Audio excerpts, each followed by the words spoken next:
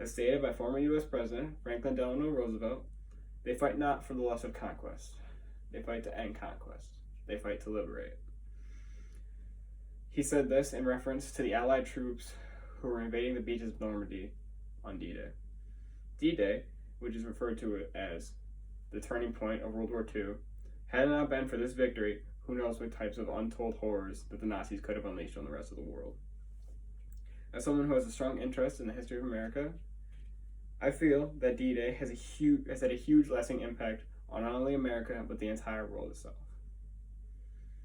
However, to get a firm grasp on D-Day's lasting impact, one must understand what occurred on D-Day, and most importantly, that starts with the plan.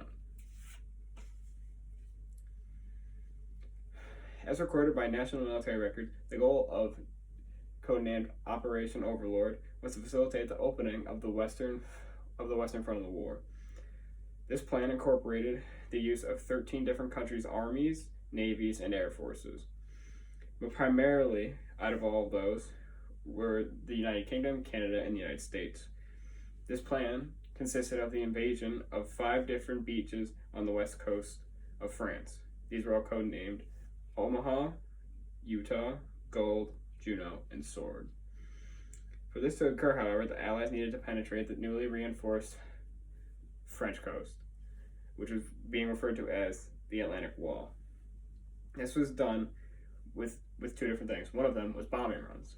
These bombing runs cut off all railways as well as road networks to the beaches. So that way no Nazi reinforcements could make their way to and from.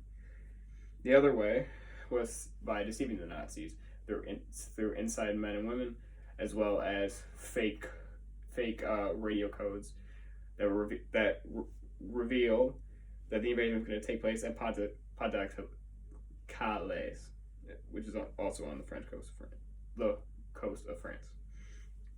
Also, to be noted, is Exercise Tiger, which was a rehearsal of the invasion that German U-boats found out about and attacked. It was being hosted by only U.S. troops. The German U-boats managed to kill 749 U.S. troops. After years of planning for the invasion, the day had finally come, or so they thought, when weather delays delayed the invasion by a day, from June 5th to June 6th. However, when June 6th came, it started with the paratroopers who parachuted down and cut off all bridges and other exits by blowing them all up. The ground troops, of which there were 156,000 of them, they stormed the five different beaches. D-Day would go down as the most amphibious invasion in military history, consisting of 6,939 different ships and landing vessels, as well as 2,395 different aircrafts and gliders. However, the most intense battling went down on Omaha Beach. Due to failed bombing runs from the Allied troops, the ground troops were left extremely vulnerable to the German machine gun fire. As stated by World War II veteran Jerry Deitch, the ones that went into Omaha Beach, they had a 75% loss out of 50 people. Utah Beach, we were fortunate. We only had a 20% loss. The primary battle strategy was releasing the troops onto the coast via U-boat, and they would charge up the coast and up the hills and try to take control of the beaches.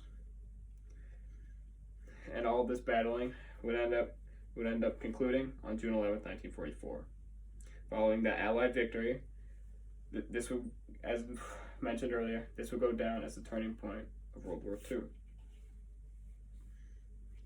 After the battle that the Allies had won, the actual World War II itself would conclude less than a year later. Allied casualties, according to David Ruse of History.com, there were at least 4,413 left dead. Total casualties in the Battle of Normandy, which dragged on until August, topped 226,000. For context, that's 3 times the population of my hometown, Schaumburg, Illinois. Had the Allies lost, Germany could have turned its attention to the Soviet Union and had they had dealt with that problem, they could have declared peace, and they couldn't have been attacked, and they could have done whatever they wanted with the land that they had taken over. With this in mind, it is quite clear just how important the Battle of D-Day is. In conclusion, the D-Day victory for the Allies had a huge lasting impact on not only the U.S., but the entire world.